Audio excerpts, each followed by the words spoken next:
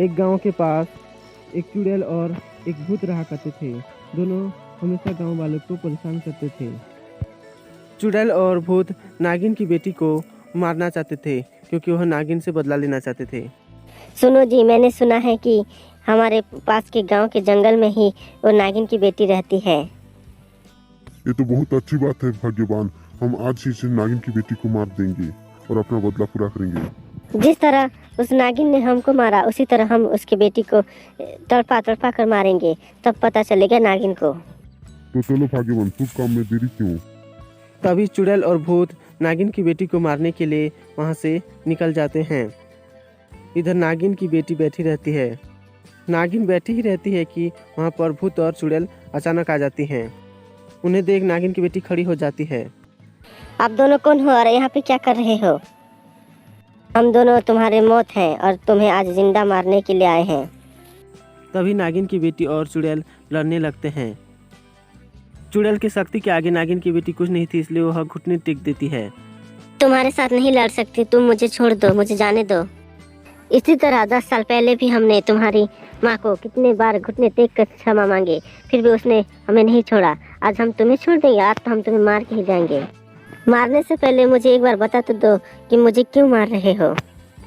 10 साल पहले हम इसी गांव में रहते थे।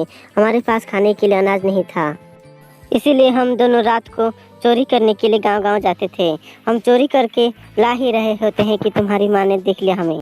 जैसे ही उसने हमें देखा हम घबरा गए। तुम दोनों कौन हो? इस तरह रात में किसी के घर से छुप के कहाँ जा रहे हो? तुम लोग कहीं चोर तो नहीं हो? हम दोनों चोर नहीं हैं, हम अपने घर से रात में ही दूसरे गांव के लिए जा रहे हैं। कोई भला रात में ऐसे छुपते छुपते गांव जाएगा? तुम लोग झूठ बोल रहे हो, तुम लोग चोर हो। मैं अभी चिल्लाती हूँ गांव वालों को। हम चोरी करने ही आए थे, तुमने सच कहा। तुम कहो तो हम तुम्हें भी एक हिस्सा दे देते हैं। तुम दोनों ऐसे नहीं मानोगी, तुम्हें तो दंड देना ही पड़ेगा। तभी उसने मेरे पति के साथ लड़ाई शुरू कर दी और मेरे पति को मारकर मेरे साथ लड़ाई करना शुरू कर दी। उसने हम दोनों को उसी हालत में मार दिया। हमने उसे कितना गिड़गिड़ाया, फिर भी उसने नहीं मानी। तुम्हारी माँ ने उसी हालत में हमें छोड़कर वहाँ से चली गई। उस दिन के बाद मैं चुड़ैल बन गई और मेरे पति भूत बन गए, क्योंकि मैं गर्भवती थी।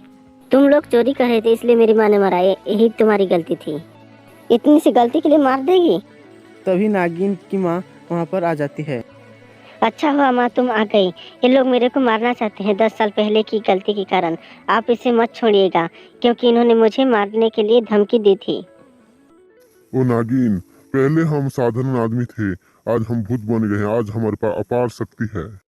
तभी नागिन और भूत के बीच में लड़ाई हो जाती है और नागिन भूत को मारकर चुड़ैल के साथ लड़ने लगती है। दोनों को मारकर नागिन बहुत ही ज्यादा खुश होती है। अच्छा हुआ माँ तुमने इसे मार दी। आज भी अच्छाई की जीत हुई। हमेशा अच्छाई की जीत होती है बेटा, तुम हमेशा अच्छाई के लिए